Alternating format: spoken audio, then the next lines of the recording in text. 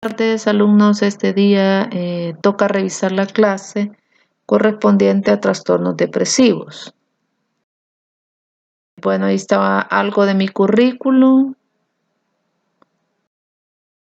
Del mes es la integridad, por lo demás, todo lo que es verdadero, todo lo digno, todo lo justo, todo lo puro, todo lo amable, todo lo honorable. Si hay alguna virtud o algo que merece elogio, es eso. La clase de ahora, como les dije, corresponde a trastornos depresivos. Los objetivos de la clase son identificar tipos de depresión, causas de la depresión, clínica de la depresión y complicaciones. El contenido, la definición, las causas, signos y síntomas, la clasificación y las complicaciones. Bueno, en parte de la historia conocemos que desde hace muchos años y en diferentes culturas se han dado explicaciones sobre el fenómeno depresivo. Son parecidas a las de hoy, pero expresadas con interpretaciones religiosas o mágicas donde la víctima y los espectadores no lo valoran como una enfermedad. Relata el fin del rey en Macabeos 1.6, su tristeza y sus palabras. Después de una derrota militar, huye el sueño de mis ojos y mi corazón desfallece de ansiedad. El síntoma dominante de la depresión es la tristeza. Los pensadores cristianos hablaban de la idea de San Pablo, quien decía que había dos tipos de tristeza: la tristeza según Dios y la tristeza según el mundo, que ambas producen la muerte. Desde un principio se decía que la depresión era un pecado. Con el paso de los años fue considerándose la depresión, ¿verdad?, ya como una enfermedad. Y tenemos que la clasificación dualista de la depresión se clasifica en endógena y en exógena. Otros la clasifican como autónoma y reactiva, otros la clasifican como psicótica y neurótica, otros como fisiológica y psicológica, y vital y personal. La epidemiología, prevalencia es en la población en general es de 3 a 5%. Consulta médica de 12 puntos al 25% de todos los pacientes. Consulta psiquiátrica 0.2%, consulta del médico general un 9% y nunca consultan el 89%. Esa es una de las principales razones por la cual la depresión pues llega a estados avanzados y muchos cometen pues hasta suicidio o lo que llamamos una depresión grave con síntomas psicóticos. El paciente se desconecta de la realidad. Por eso ustedes, pues que en su proceso de formación como médicos generales, va a ser una buena cantidad de pacientes que les consulten por diversas causas, independientemente sean internistas, ginecólogos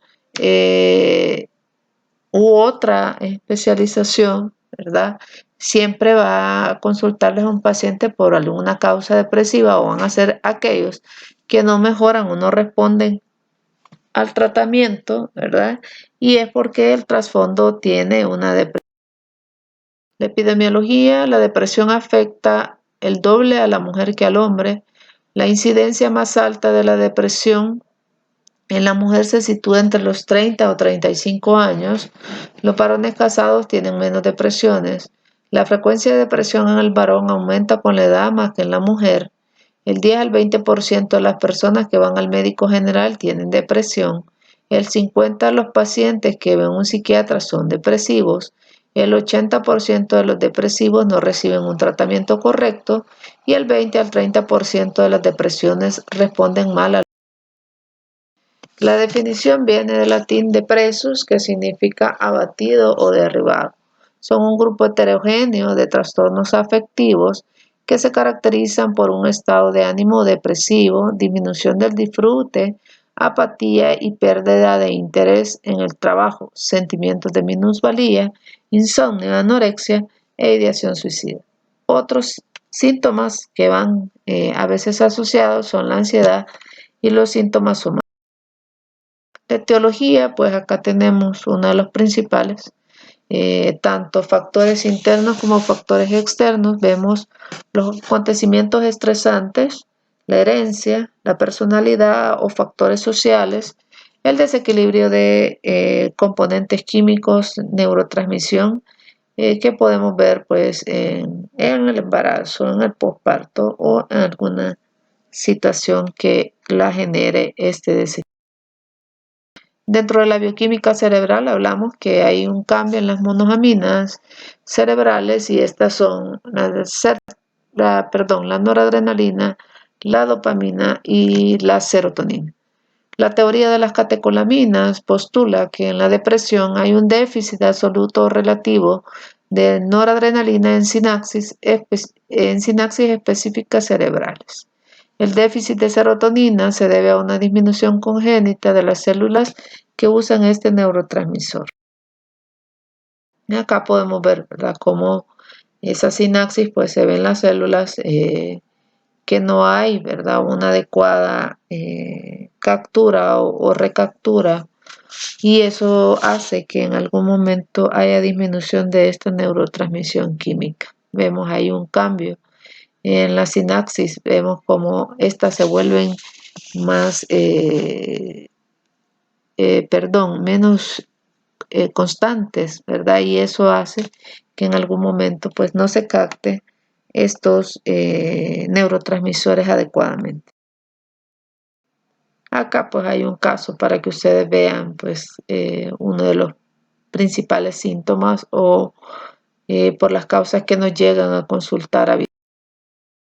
Aquí vemos un poco más la etiología y vemos que los tres neurotransmisores involucrados, noradrenalina, serotonina y dopamina, tienen que ver mucho con el componente clínico de la depresión. Vemos cómo estos en algún momento alteran, ¿verdad?, el humor, la emoción, la función cognitiva, el impulso, ¿verdad?, el apetito o el deseo sexual, la respuesta, la agresión. No todas las personas se deprimen habitualmente con tristeza. Hay algunos que pueden estar más irritables o impulsivos. Habitualmente los hombres cuando se deprimen, tienden a ser más irritables o pueden aislarse, ¿verdad? No les gusta hablar por el mismo componente cultural acerca de cómo se siente. Otras cosas que también vamos a perder en algún momento es la energía, el interés, la vigilia, ¿verdad?, ya sea la hipersomnia o el insomnio, la motivación, el deseo. Por eso decirle a una persona que está depresiva que vea las cosas como la ve una persona que no lo está, es bien difícil. Es como si uno está viendo a blanco y negro y otro está viendo a color.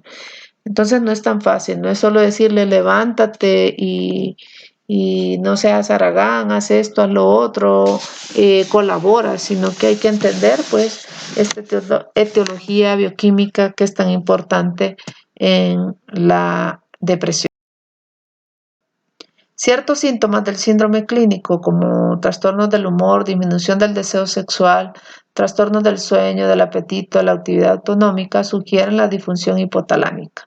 Anomalías en el cortisol, la hormona del crecimiento y hormonas liberadoras de tirotropina.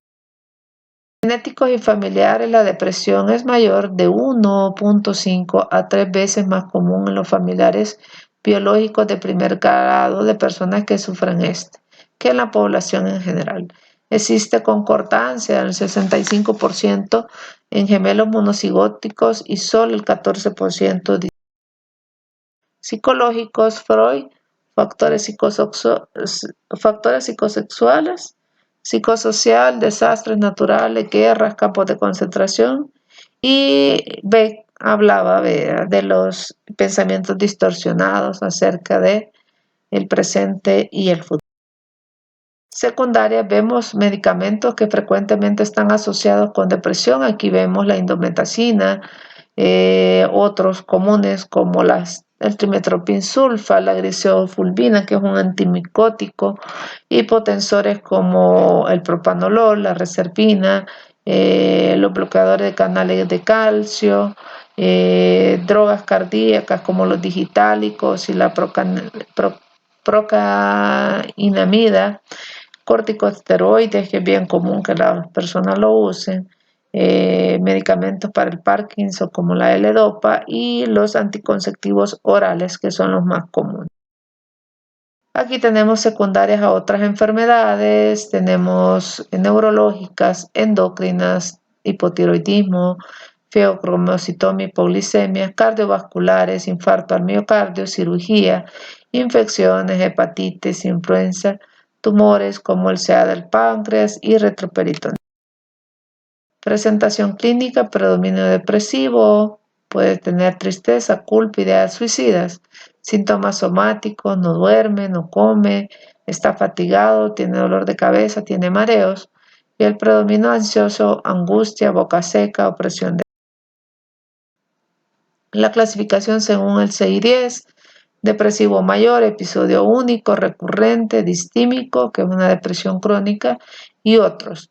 En el DSM-4, episodio depresivo, trastorno depresivo recurrente, trastorno persistente del ánimo, distimia, otros trastornos depresivos.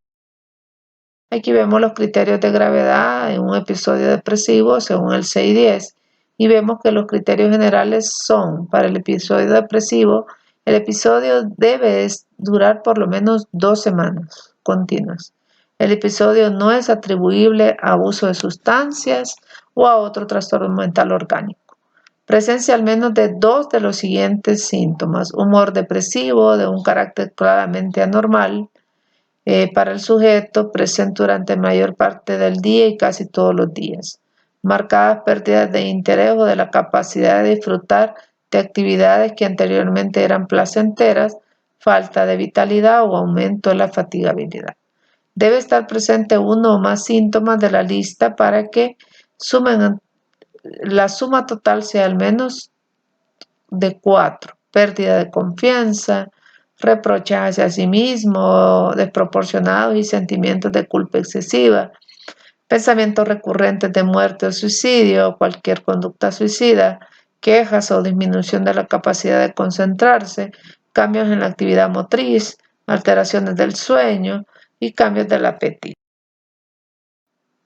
La clasificación del DSM-4, aspectos diferenciales, son 2 semanas. Vemos que en las distimias, al menos durante la literatura para un adulto nos dice al menos los síntomas en la distimia deben ser 2 años. Para el adolescente puede ser 1 año, bastan los síntomas para ser considerado una depresión crónica. Acá pues vemos en el DSM-5 ya cambia un poco y nos dice 5 o más de los síntomas siguientes han estado presentes durante el mismo periodo de 2 semanas y representa un cambio en el funcionamiento: estado de ánimo depresivo, pérdida importante de peso, insomnio, agitación o retraso psicomotor, fatiga o pérdida de energía, sentimientos de inutilidad o culpabilidad excesiva, pensamientos de muerte recurrentes, disminución de la capacidad de pensar o concentrar. La depresión postparto se denomina la depresión a la que se manifiesta dentro de las 4 semanas siguientes a la... La característica esencial de la distimia es un estado deprimido crónico. Ocurre la mayor parte del día y durante más de la mitad de los días. Tiene una duración mínima de 2 años y no puede tener un periodo mayor de 2 meses seguidos de libre curso y evolución. Hay una minoría de los episodios mayores son únicos. Su duración promedio es de 6 meses. Aproximadamente el 50 al 60% de las depresiones presenta un segundo episodio. Después de 2 episodios, la recurrencia puede aparecer hasta un 70% y después de un tercer episodio un 90%. Aproximadamente un 20% se vuelve crónicas. Del 5 al 10% de los pacientes que sufren depresiones mayores posteriormente desarrollan hipomanía o manía y por lo tanto se convierten en un trastorno bipolar. complicaciones, ideación suicida, alcoholismo u otras adicciones, psicosis y deterioro. Tratamientos antidepresivos tricíclicos, inhibidores selectivos de la recaptura de serotonina, conocidos como IRS, duales, ¿verdad? Psicoterapia, hospitalización y terapia electroconvulsiva. Bueno, alumnos, esto ha sido la clase, las generalidades de la depresión. Hablar de la depresión no es fácil, ¿verdad? Hay tanto, pues, que hablar de la depresión para poderla comprender, pero estas son las generalidades que al menos ustedes tienen que aprender a detectar en su año social, quién está deprimido y si existe o no riesgo que amenace su vida.